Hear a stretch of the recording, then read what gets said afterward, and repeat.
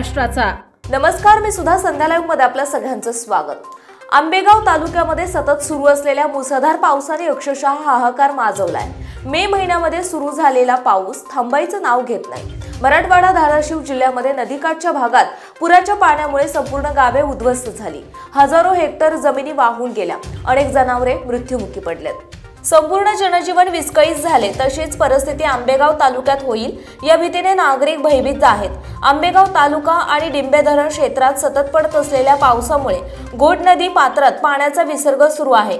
घोड नदीने रौद्ररूप धारण केले असून पिंपळगाव, खडकी, कळंब, चांडोली, शिंदेवाडी, एकलहरे, निरगुडसर, भराडी यांसह अनेक गावात नदीकाठच्या भागात दशक्रिया घाट, स्मशानभूमी परिसर, मंदिरे, बैलगाडा घाट, पाणी पुरवठा योजना, लगतच्या शेतकऱ्यांच्या शेतात तसेच अनेक सार्वजनिक ठिकाणी पाणी शिरले आहे। या आठवड्यात सुरू असलेल्या संततधार पावसामुळे नागरिकांच्या घरात पाणी शिरले असून शेतजमिनींवरील बांध फुटले आहेत।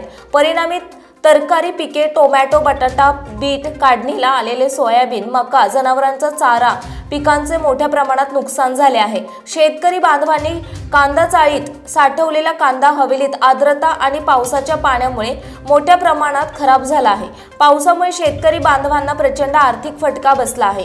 पिके वाहून गेल्याने शेतकऱ्यांची मेहनत आणि आर्थिक गुंतवणूक वाया गेली। अनेक ठिकाणी शेतजमिनींचे सपाटीकरण झाले असून माती वाहून गेल्याने सुपीकता कमी होण्याचा धोका निर्माण झाला। पावसाचे पाणी थेट घरांमध्ये घुसल्याने नागरिकांचे संसार उघड्यावर आले आहेत। घरातील वस्तूंचे नुकसान झाले असून अनेक ठिकाणी घरांच्या भिंतींना तडे गेले।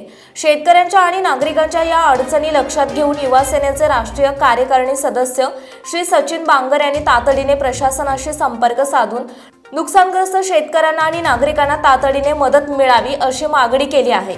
पिकांचे सरसकट पंचनामे करून नुकसानग्रस्त शेतकऱ्यांना आर्थिक मदत मिळवून देण्यात यावी। घरांचे नुकसान झालेल्या नागरिकांना तातडीने आर्थिक सहाय्य दिले जावे। रस्ते आणि सार्वजनिक सुविधांचे पुनर्बांधणी कार्य त्वरित हाती घ्यावे आणि शेतकऱ्यांना बियाणे आणि खते यासाठी विशेष आर्थिक सहाय्य मिळावे अशी मागणी त्यांनी केली आहे। यावेळी माननीय उपसरपंच रशीद इनामदार, पोलीस पाटील बबुशा वाघ, गहिनीनाथ बिडकर यांच्यासह पिंपळगाव, खडकी येथील स्थानिक ग्रामस्थ उपस्थित होते।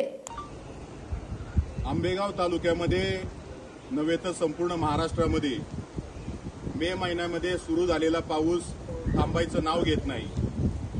आपण बघितलं असेल की मागच्या आठवड्यामध्ये मराठवाडा असेल, धाराशिव असेल, हे संपूर्ण जिल्हे, विशेषतः जी नदीकाठची जी गावं आहेत ती पुराच्या पाण्यामुळे आणि पावसामुळे अक्षरशः उद्ध्वस्त झालेली आहे। आणि आपल्या आंबेगाव तालुक्यामध्ये खऱ्या अर्थानं घोड नदी आपल्या तालुक्याची जीवनदायिनी मानण्यात येते। अनेक पिढ्या या ठिकाणी गेल्या, परंतु घोड नदी पात्राला मध्ये एवढ्या मोठ्या स्वरूपामध्ये पाणी हे पहिल्यांदाच आपण सगळ्यांनी बघितलेलं आहे। संपूर्ण पिकं उद्ध्वस्त झालेली आहेत, शेतकरी हवालदिल झालेला आहे। मे महिन्यामध्ये जी जनावरांची चारा पिकं होती ती चारा पिकं अवकाळी पावसामुळे उद्ध्वस्त झाली। काही अंशी शेतकरी सावरला, शेतकऱ्यांचे पंचनामे झाले, अद्याप मदत काही आलेली नाही, शेतकरी उभा राहिला। आणि आता सप्टेंबर महिन्यामध्ये पुन्हा एकदा हे आसमानी संकट शेतकऱ्यांवर कोसळलेलं आहे। संपूर्ण पिकं शेतकऱ्यांची उद्ध्वस्त झालेली आहेत। आणि आता घोड नदी पात्रामध्ये विशेषतः डिंबे धरण क्षेत्रामध्ये मोठ्या प्रमाणामध्ये आणि आंबेगाव तालुक्यामध्ये मोठ्या प्रमाणामध्ये तीन चार दिवसापासून दिवस रात्र सुरू असलेल्या पावसामुळे प्रचंड पावसाने उग्र रूप धारण केलेलं आहे। परिणामी डिंबे धरणातून मोठ्या प्रमाणामध्ये पाण्याचा विसर्ग होत आहे। आणि घोड नदी काठची जी गावं आहेत त्यामध्ये मग कळंब असेल, एकलहरे असेल, चांडोली, बुद्रुक, खुर्द असेल, पिंपळगाव, खडकी, निरगुडसर, पारगाव, लाखनगाव, अक्षरशः या गावातील संपूर्ण जनजीवन विस्कळीत होत आहे की काय अशी भीती त्या ठिकाणी व्यक्त केली जात आहे। प्रशासनाने देखील सर्व नागरिकांना आवाहन केलेलं आहे की कुणीही नदीच्या प्रवाहाच्या परिसरामध्ये जाऊ नये।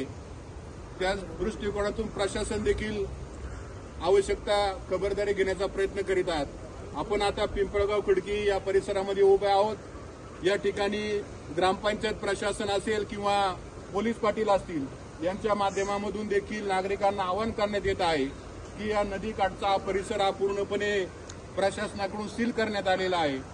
त्यामुळे कुणी या परिसरामध्ये येऊ नये अशी नागरिकांना देखील आवाहन करण्यात आलेलं आहे। आणि या निमित्तानं मायबाप सरकार असेल किंवा प्रशासन असेल यांना देखील आम्ही विनंती करतो की ग्रामस्थ तुम्हाला सहकार्य करण्याच्या तयारीमध्ये निश्चितपणे आहे, परंतु हे जे झालेलं जे शेतकऱ्यांचं सार्वजनिक आपत्तीचं जे नुकसान आहे ते खूप मोठ्या प्रमाणामध्ये आपण बघू शकतो की हा संपूर्ण हा स्मशानभूमीचा जो परिसर आहे तो पूर्णपणे पाण्याखाली गेलेला आहे। त्यामुळे कोट्यावधी रुपयाचं नुकसान या परिसरामध्ये निश्चितपणे झालेलं आहे। त्यामुळे आपण तातडीने आवश्यक त्या खबरदारी घेण्यात आपल्याकडून त्या ठिकाणी कोणत्याही प्रकारची दिरंगाई होता कामा नये। रस्ते देखील संपूर्ण उखडून गेलेले आहेत। त्यामुळे सार्वजनिक बांधकाम विभाग असेल किंवा कृषी विभाग असेल, महसूल विभाग असेल यांनी संबंधितांनी त्वरित पंचनामे करून आवश्यक ती खबरदारी त्या ठिकाणी घेणं गरजेचं आहे। स्थानिक प्रशासन, ग्रामस्थ, शेतकरी म्हणून आम्ही तुम्हाला त्या ठिकाणी सहकार्य करण्यास इच्छुक आहेत। आपण जरा थोडं दाखवा सगळ्या नागरिकांना, महाराष्ट्रातील जनतेला की घोड नदी पात्राची काय परिस्थिती आहे। बैलगाडा घाट देखील संपूर्ण पाण्याखाली गेलेला आहे।